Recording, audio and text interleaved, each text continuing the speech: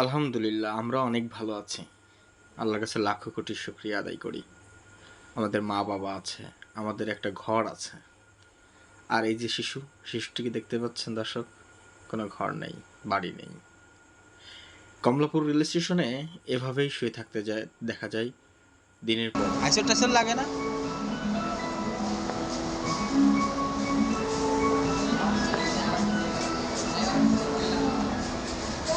এমনই হ্যালো, এসো না, তোমার হাসি টাইসর যদি লেগে যায়, তুমি এইভাবে শুয়ে রয়েছো, রোগ বালাই তো হতে পারে। এসো না, রোগ বালাই হতে পারে না।